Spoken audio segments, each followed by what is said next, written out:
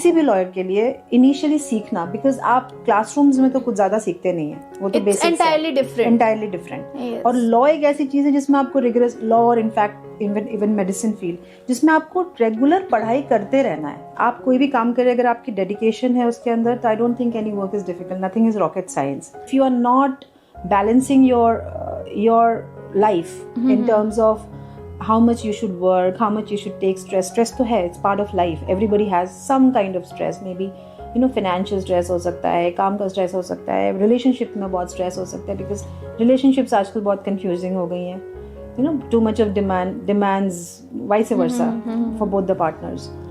So how will you come out of this? अगर आप इस चीज को डिस्कस ही नहीं कर रहे हो, हमारी community, I said we have lost the community that we had. Yes. So how will you get out of it? बोल के लब आजाद है तेरे। आदाब नाजरीन, मैं शारिका मलिक आपका फिर से खैर मकदम करती हूँ आवाज़ द वॉइस की नई पेशकश बोल के लब आज़ाद हैं तेरे में। ये हमारी कोशिश है हर वो कहानी आप तक पहुँचाने की जिसमें ख़वातीन का एक बहुत अहम किरदार रहा है और उन्होंने अपनी पहचान बनाई है तमाम सामाजिक बंदिशों को तोड़कर। आज की गेस्ट बहुत स्पेशल हैं। हमारे बीच रुबाब खान मौजूद हैं जो कि ना सिर्फ एक एडवोकेट हैं लेकिन अपनी एक फर्म भी चलाती हैं डिफेंस कॉलोनी न्यू दिल्ली में, तो वो एक एंटरप्रेन्योर भी हैं। Most welcome. Thank you so much Sharika. Thank you for accepting our invitation. तो सबसे पहले मैं आपसे पूछती हूँ कि आप कैसी हैं? बिल्कुल ठीक। बिल्कुल ठीक। तो आप झारखंड से हैं जहाँ तक मुझे याद है। झारखंड में कहाँ से? राइट, बोकारो स्टील सिटी से। Born and brought up there, वहीं पे हमारी एजुकेशन हुई 12th तक। नाइस। एंड 12th के बाद आपने फिर कहाँ मूव किया? 12th के बाद फिर मैंने इंजीनियरिंग करा उड़ीसा से, then I did my MBA, then law and then the second MBA। Quite feathers in your cap. तो आपने पहले, जहाँ तक मेरी रिसर्च कहती है, एक IT फर्म चलाई और उसके बाद बिल्कुल law firm, two different things. So how this happened? It's very interesting. When I completed my MBA, then उसके बाद I went to Hyderabad for a job. वहाँ पे रहते हुए मैंने अपनी कंपनी खुद की शुरू करी because 2008 में रिसेशन आ गया था, तो somehow I did not like my job and then I started a company there. Then I shifted back to Delhi. फिर IT कंपनी यहाँ पे उसको कंटिन्यू करा मैंने और 2021 तक IT कंपनी में we were working. Yes, and now this law firm. Law firm started. I did my law in 2016. So मैं 2016 से enrolled थी और IT कंपनी फिर साइड में किसी और को दे करके प्रैक्टिस शुरू कर दिया, तो अब फुल टाइम प्रैक्टिस ही कर रही हूँ।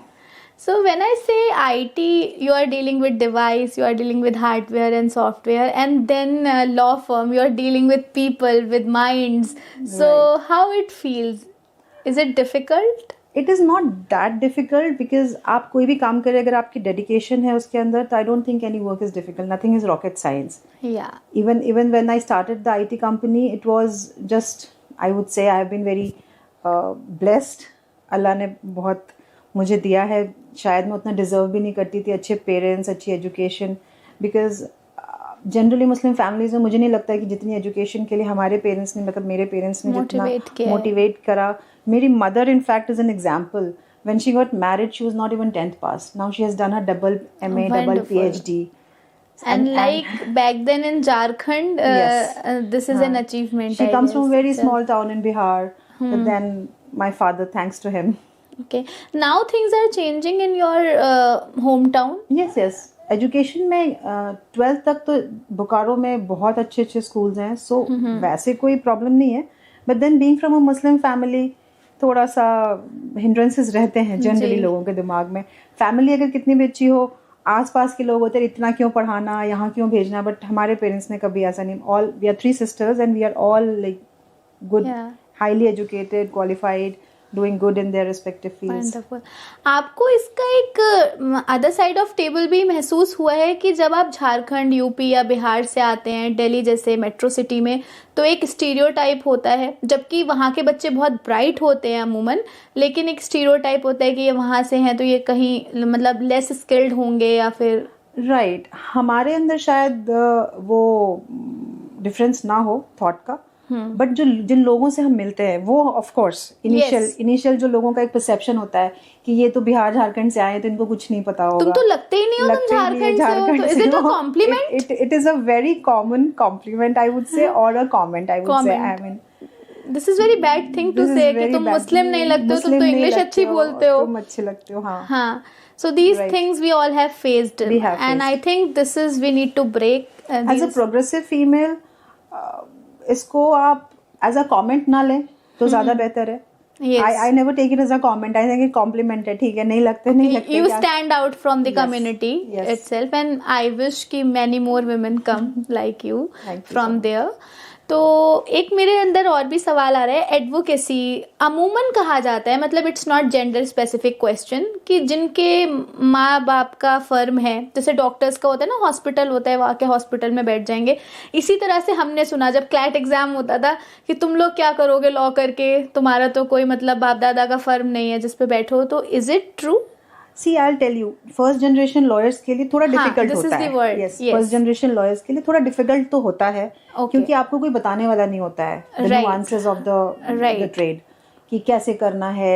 एक अच्छे सीनियर के पास एक्सपीरियंस लेना भी मुश्किल होता है, और इनिशियल डेज में किसी भी लॉयर के लिए, मैं फर्स्ट जनरेशन लॉयर्स की बात कर रही हूँ, इनफैक्ट जिनके एक्सपीरियंस पेरेंट्स भी हैं, अगर वो बहुत ज्यादा सक्सेसफुल नहीं है तो किसी भी लॉयर के लिए इनिशियली सीखना, बिकॉज आप क्लासरूम्स में तो कुछ ज्यादा सीखते नहीं है, वो तो बेसिक एंटायरली डिफरेंट। और लॉ एक ऐसी चीज है जिसमें आपको रिगरस लॉ, और इनफैक्ट इवन मेडिसिन फील्ड, जिसमें आपको रेगुलर पढ़ाई करते रहना है, हमेशा कुछ ना कुछ नया आ रहा है, कुछ नई चीजें आ रही हैं, तो आपको पढ़ते रहना है, ताउम्र पढ़ते रहना है। और जैसे कि जो बार एग्जाम्स होते हैं आजकल, उसमें ओपन बुक एग्जाम होता है। क्यों होता है? बिकॉज इतना कुछ रटना इज नॉट पॉसिबल। तो you as a good advocate you should know कि आपको कहाँ से क्या मिल रहा है, कैसे मिलेगा, how would you get the solution to this problem, how would you get the case laws, आप कहाँ से रेफर कर सकते हैं, कैसे कर सकते हैं, वो चीज़ जानना। तो वो चीज़ जानने का कैसे आप जानोगे? प्रैक्टिकल सीख करके जानोगे। तो इनिशियली फर्स्ट जनरेशन लॉयर्स के लिए बहुत डिफिकल्ट होता है, क्योंकि अच्छे लॉयर्स के पास कोई सिखाना नहीं चाहता। ये है एक प्रॉब्लम है। ये प्रॉब्लम एग्जिस्ट करती है। और दूसरी बात ये भी है कि 10th तक तो मतलब मेरी नीज ने अभी 10th पास आउट किया है, और मेरी और उसकी किताब सेम थी, तो बहुत ज्यादा अपग्रेडेशन हो नहीं रहा है। और उसके बाद आप बोल रहे हो कि सीखना है, ताउम्र सीखना है, तो वो गैप इतना बड़ा हो जाता है स्कूल में और फिर प्रोफेशनल कोर्स में कि वो फिलअप करना थोड़ा मुश्किल होता है। और दूसरा मुझे ऐसा लगता है कि इंडिया में जनरली किसी भी स्किल ट्रेड में, आप किसी भी ट्रेड में चले जाएं, प्रैक्टिकल एक्सपोजर और practical training, even in accountancy, everything. Because I have done my engineering and then MBA, and I have run a company, I have run restaurants, so I know कि practically आपको classroom में कुछ नहीं सिखाया जा रहा है। हाँ, आप अच्छे कॉलेज से MBA कर रहे हैं तो वहाँ पे आपको बहुत कुछ practical orientation, project, internships they have incorporated, तो वो सब आप कर लेते हो। बट आप इंजीनियरिंग करके भी जब निकलते हो, किसी कंपनी में जाते हो, आप क्या ही सीखते हो स्टार्टिंग में?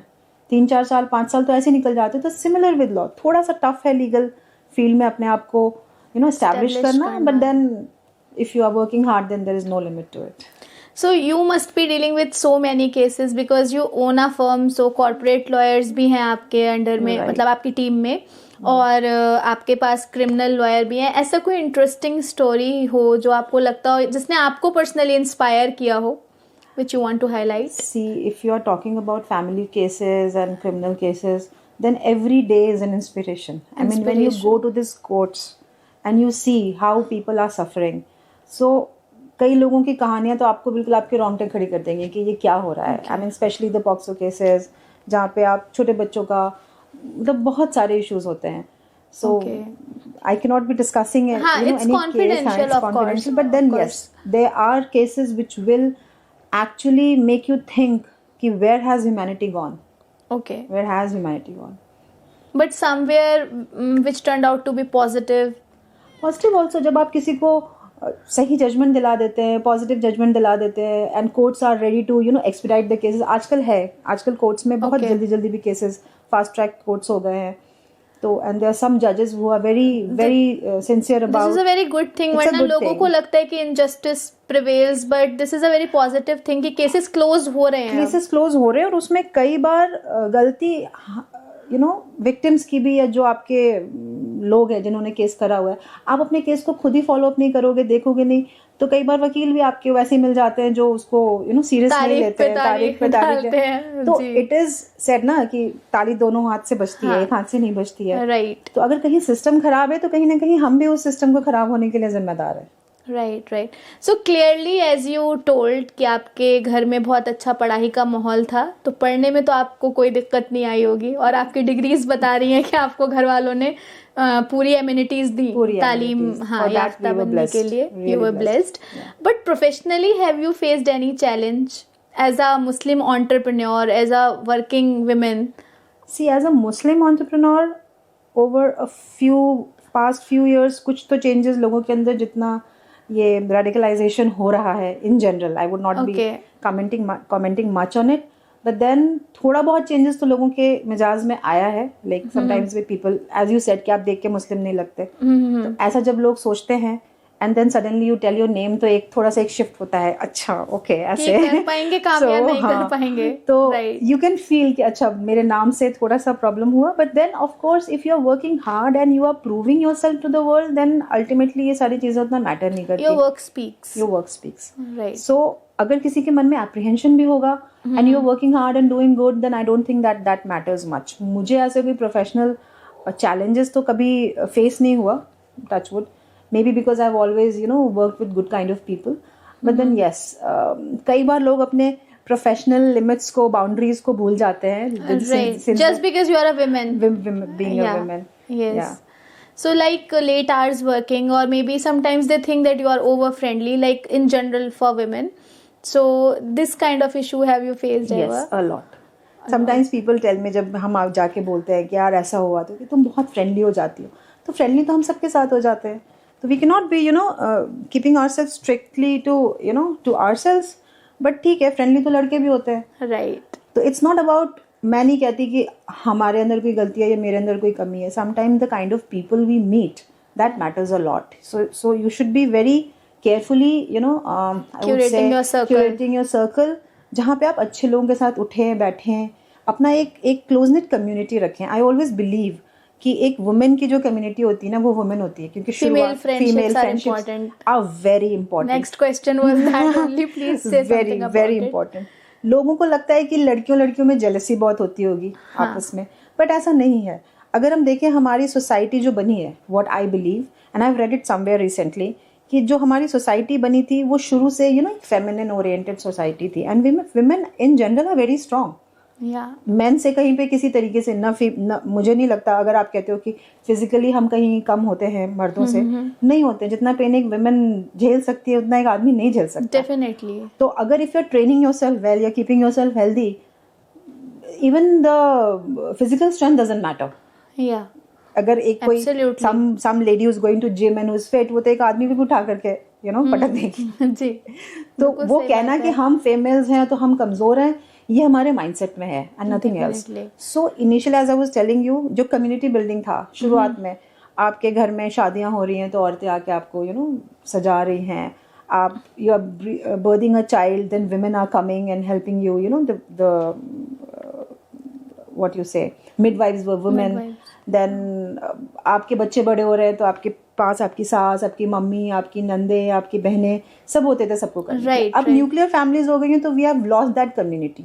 सो समहाउ एज वर्किंग वुमेन मुझे लगता है कि हम हर स्टेज पे, अब वो जमाना नहीं रहेगा कि औरतें कम काम करती है, इक्वालिटी में काम कर रही है, तो we should create community who empowers ourselves, I mean each other, and वो वुमेन ही कर सकती है, वही समझ सकती है। Very happy to see like जो किटी पार्टी कॉन्सेप्ट था बचपन में, जिसको बहुत नेगेटिवली देखा जाता था, it is very good for networking and meeting like minded people, like in Gurgaon it is a stress buster. या in Gurgaon there is a community women analyst, and बहुत सी ऐसी कम्युनिटी है, सो है जिसमें आप लड़कियों सारे इकट्ठे होकर एंड दे डू एक्टिविटी, और इससे आपका मुझे लगता है प्रोफेशनल नेटवर्क भी बहुत अच्छा बनता है। प्रोफेशनल नेटवर्क भी अच्छा बनता है, and somehow a woman will be understanding the problems of each other, right. If I go and tell, I mean men are also sensitive and human, no doubt, percentage कम ज्यादा हो सकती है आपके इर्द गिर्द, बट देन एक woman आपको जितने अच्छे से समझ पाएगी, like if you have a problem with in your personal life, you go and tell your brother might react differently, but your sister might react differently. Men are very good in friendships and they value their friends and they never leave their friends after marriage also, but women tend to leave not because they want to, but their city changes or maybe they are very much occupied with household. I'll tell you something. I have a very nice observation on this. If you see two people, very few couples would be doing otherwise. Otherwise अगर दो couples हैं, मतलब एक couple है कोई, दोनों काम कर रहे हैं, जब दोनों घर पहुंचते हैं काम करके, मेड ने घर में खाना बना के रखा होगा, बट खाना निकाल के गर्म करके टेबल पे लगाने का काम अभी भी औरतों का ही होता है. राइट. मेजोरिटी बहुत कम घरों में ऐसा होगा कि both of them are doing the works together and gender specific roles. But then मुझे ऐसा लगता है, लाइक इंदिरा नोई ने भी एक इंटरव्यू में कहा था कि even though I am a CEO of PepsiCo, but when I go home, I am the homemaker. I have to go to the kitchen and put the meal on the table. Yes. So women के पास actually she is overburdened right now. Yes. अभी भी हम उतना evolve नहीं करे हैं कि there was a series जिसमें वो बोलती है कि जो 2000 मतलब सन की औरत होगी वो अपने नसीब को रोएगी क्योंकि वो कमाएगी भी, बनाएगी भी, खाएगी भी, और वो शायद तब irrelevant लगा होगा, बट वो अब हो रहा है, वो हो रहा है मेजॉरिटी में.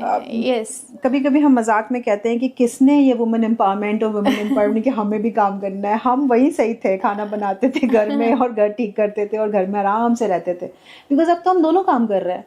Yes. When I go back home, I have to go in the kitchen and see what has to be put on the table.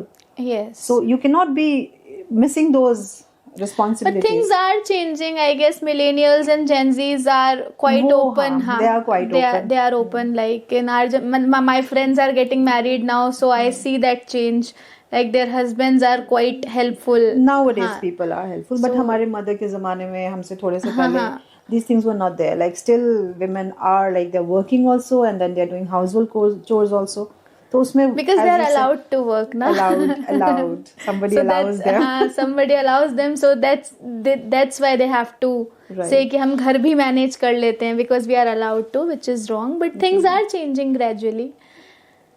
Hopefully it will change for better. So I can see one thing, like जो मैं millennial हूँ, हमारी जो generation थी थोड़ा confused कह लें या ये कह लें, शुरू से पता नहीं होता था हमें करना क्या है. जैसे मैं आपकी भी जर्नी देख रही हूँ तो आपने खुद शायद एक्सप्लोर किया है कि what is right for me. You said you were not happy with your job initially.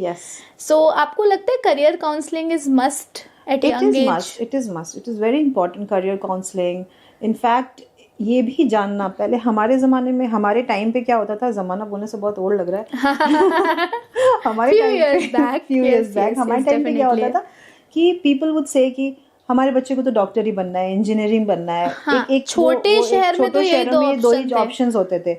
आज के डेट में अगर कोई कहता है कि हाँ मुझे शेफ बनना है, मुझे म्यूजिशियन बनना है, तो people appreciating, parents are encouraging कि तुमको जो करना है करो. And they are even sending their child to open school also. Like one of my friend is sending her child to cricket academy.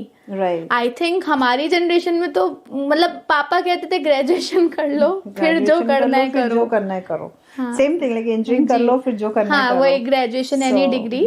जी. तो वो था. But thing is कि at any point of time in any generation, whatever generations might come and go, I would always suggest कि education is very important. Yes. And education not just for the sake of education कि कुछ पढ़ना है, कुछ करना है. अगर आपको ये पता है कि आपकी कॉलिंग क्या है, what you want to do, what interests you. Yes, sometimes people till a very late stage are not able to identify कि हमको करना क्या, हमको अच्छा क्या लगता है. तो even that is okay. I mean, because they are trapped in that survival situation. Salary, even that is okay. Survival है, salary है. People evolve slowly. Right. तो अगर आप किसी को पुश भी करोगे ना कि नहीं तुम ये चीज सीखो, तुम्हें ये चीज अच्छा लगता है, या right. या हो सकता है कि मुझे पता हो कि मुझे क्या अच्छा लगता है, I wanted to be a chef, but मेरे लिए वो सिचुएशंस उस तरह के नहीं बन पाए. और कुछ तो मैं किस्मत में भी बिलीव करती हूँ कि जब किस्मत में जो चीजें लिखी होती हैं तो उतना तो आपको झेलना है और उतना आपको करना हाँ, है। मतलब उससे पहले नहीं उसके होगा, पहले नहीं मिलेगा। डेस्टिनी, राइट, डेस्टिनी है, कहीं ना कहीं है। कहीं ना कहीं है। बट आप बहुत सारे जनरेशन से डील करते होंगे अपने ऑफिस में, of course, in your team. So मैं ये सवाल आजकल बहुत पूछ रही हूँ क्योंकि बड़ा एक क्लैश है, gen Z working style is different from all others generation, your expression is saying it all. Yes. So would you throw some light on that? I would not say that they are not sincere, but then yes, they are like very clear कि हमको हमारा me time चाहिए, हमको हमारा professional और private life में space चाहिए, इसके लिए वो बहुत क्लियर है। But somehow the way we have been, brought up working, if we have a work, we are there in the office till 2 o'clock in the night, 3 o'clock in the night. We are like burning the midnight lamp. But then Gen Z's के साथ ऐसा नहीं है। उनको अगर 6 बजे जाना है तो उनको 6 बजे जाना है। उसमें मैंने कुछ सीरियस बच्चों को भी देखा है जो अगर 6 बजे जाना है तो then they will put in their all whole throughout the day, they will put their efforts and complete the work. So ये बहुत ही एक कंफ्यूज सा जनरेशन है। वर्क लाइफ बैलेंस, हाँ, वर्क लाइफ बैलेंस उनके लिए बहुत इंपॉर्टेंट है और कहीं ना कहीं सही भी है। शायद हमने नहीं किया, आई गेस तो हमें वो समझ में नहीं आता है, बट कहीं ना कहीं सही भी है कि at least they are living their life and ultimately when you grow up in life and you spend some years in working and then enjoying, then you realize कि हमने ये सब कुछ क्यों करा। स्ट्रेस को अपनी लाइफ से बहुत दूर रखना चाहिए। Okay. If I'm working and I'm doing something it gives me immense stress, what is the use? Right. So we should, in fact, like you said कि training और counseling बहुत important है, somehow stress management की training भी बहुत important है, right, सबके लिए। हाँ, be it any generation. But stress management, time management, ये तो मुझे लगता है बहुत फैंसी वर्ड्स थे, स्कूल में कभी पढ़ाई नहीं गए, स्कूल में नहीं पढ़ाए गए, बट आज के जमाने में जरूरत बहुत है। अच्छा, दे आर, हाँ, जरूरत है। very important. You see, if you are not balancing your life in terms of how much you should work, how much you should take stress तो है, it's part of life. Everybody has some kind of stress, maybe financial stress हो सकता है, काम का stress हो सकता है, रिलेशनशिप में बहुत स्ट्रेस हो सकता है, बिकॉज रिलेशनशिप्स आजकल बहुत कंफ्यूजिंग हो गई हैं, too much of demands vice versa for both the partners. So how will you come out of this अगर आप इस चीज को डिस्कस ही नहीं कर रहे हो? हमारी community, I said we have lost the community that we had, so how will you get out of it? You use the word relationship and relationships are getting disturbed. Do you think social media is one of the reason for that? Demands you have used. A major reason. Major reason. People are comparing their lives. I see a lot of divorce cases. I do a lot of divorce counseling. I've myself been through a divorce. Okay. So I can tell you I've been there, done that. Actually, when you are in a messy relationship or something is not right in your relationships, sometimes the social media, peer pressure, the society around you makes it worse. Right. And we do not know how to manage that. Right. The counseling, everything matters a lot. Like a person is grieving person, and then Father's Day come. पहले भी आता था, right? But अभी वो हो गया कि आप इतना ज़्यादा कंटेंट देख लेते हो कि अगर आप फादर नहीं है, आपके मदर नहीं है, तो आपके लिए बहुत डिफिकल्ट हो जाता है वो एक दिन पर्टिकुलरली। सो ऐसे ही मुझे लगता है कि अगर कोई मतलब डिवोर्स से, तो वो रिलेटेबिलिटी देखने लगते हैं कि why our spouse is not behaving, हाँ, और not there. So sometimes I can say that हम लोगों के अंदर ना intolerance बहुत आ गया है. Right. I don't know why, but intolerance is there in every kind of relationship nowadays. Okay. Maybe we can say कि हम बहुत ज़्यादा vocal नहीं हो पाते. लगता है हमें कि हम बहुत smart हैं, हम बहुत vocal हैं, हम सब कुछ कह लेते हैं. But relationship में जो communication gap है, right, that matters, and that is the culprit. I always say people have egos between any kind of relationship, be it friendship, be it your father-daughter relationship, a husband-wife relationship, a boyfriend-girlfriend, friends even. Agar aapke even working partners, right, if you have got ego issues, communication gap, then that relationship is bound to fail, right, bound to collapse. Definitely. So we always say कि आप ना बात करो, आपको जो है भड़ास निकालो. पर वो होता है ना fear of getting misunderstood. और अगर नहीं सुना इसने, that fear has to come out because we do not have that healthy communication. Right. Healthy communication कहाँ से? How will you learn to have it? See, not everybody will be equipped with every what do you say, every good characteristic. I might be very good in, you know, communicating with you, but I might not be communicating well with my father, my sister, Definitely. my husband, my mother. बहुत लोग होते किसी हैं को मुकम्मल जहां जहाँ नहीं मिलता तो ये हकीकत है कि हमें true. अपने उसमें देखना चाहिए, मतलब not everybody's life is perfect, Not everybody. But हमारे साथ शायद ये हो गया है कि हम अपनी महरूमियों को ज्यादा देखते हैं और जो है उसका शुक्र कम करते हैं. हाँ, this is happening with all of I us. have learned in a very bitter way that वो 3 words है ना, सब्र, शुक्र और तवक्कुल. हाँ, जिसने इन तीनों का मतलब समझ लिया उसने जिंदगी को मुकम्मल समझ लिया. बेशक बेशक.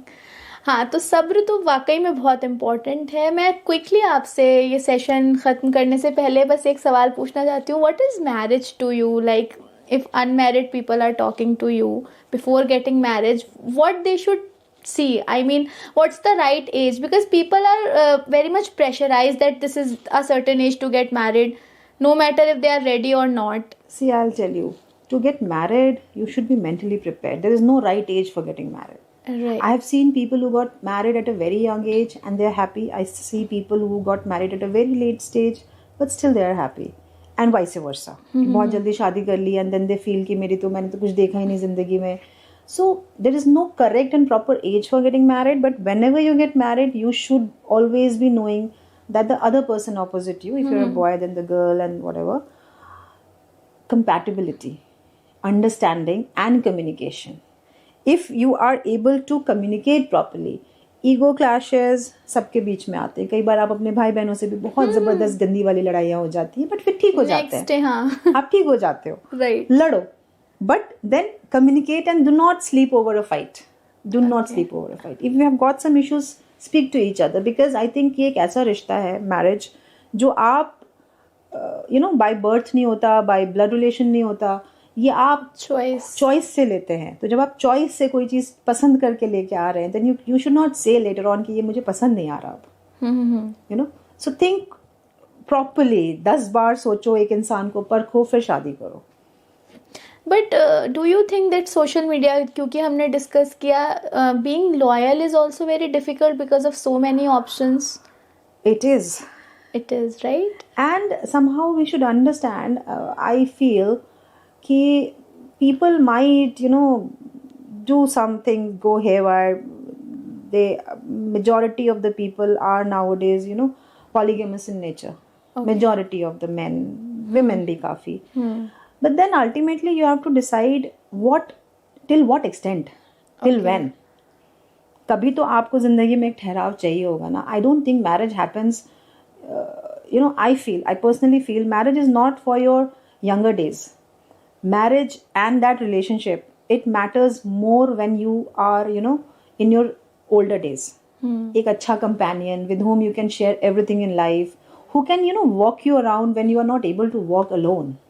Right. So that should be that is the ultimate goal and ultimate definition of marriage. Right. So distractions तो होंगे, दोनों के लिए होंगे, because पहले के जमाने में डिस्ट्रैक्शंस कम होते थे औरतों के लिए, क्योंकि औरतें बाहर नहीं निकलती थी. आज बाहर निकलती तो आपकी दोस्तियां भी होंगी, आप घर में लड़के आ रहे हो, डिस्ट्रैक्शन भी बन जाएंगी. और क्योंकि मर्दों के लिए भी ऑप्शंस ज्यादा है, औरतों के लिए भी ज्यादा है. Both are going out and nothing is perfect in this life. Nobody is perfect. So your partner might not be perfect. So maybe if somebody is not giving you flowers every day at home, and somebody else outside starts giving you flowers at, you know, in office, so you might think ये तो बहुत अच्छा है या अच्छी है. तो distractions होते हैं, but then ultimately how strong your relationship is, which can how long it lasts, and what is there for you at, you know, for your older days. Right. That is marriage for me. Wonderful, very well articulated. And last question is same for everyone. Like if someone in Jharkhand listening to you, listening this version of Rubab Khan, what will be your message? My message will be that never fail, you know, never be afraid to dream. अगर आपने कुछ भी सपना देखा है तो उसको पाने की पूरी कोशिश करो. मतलब if you dream of anything, there is no limit for your imagination for a human being. So आप कुछ भी सोच सकते हो और कुछ भी हासिल कर सकते हो. Just have to work hard and smart. I also believe that it's the audacity. Yes. If you can think about it, you can do it. Thank you so much for coming. It was really a pleasure talking to you. Same here, pleasure is mine. Thank you. तो आप सब सुन रहे थे बोल के लब आज़ाद हैं तेरे में रुबाब खान को। अगले एपिसोड में फिर किसी नए गेस्ट के साथ मुलाकात होगी, तब तक के लिए ख्याल रखें। शुक्रिया।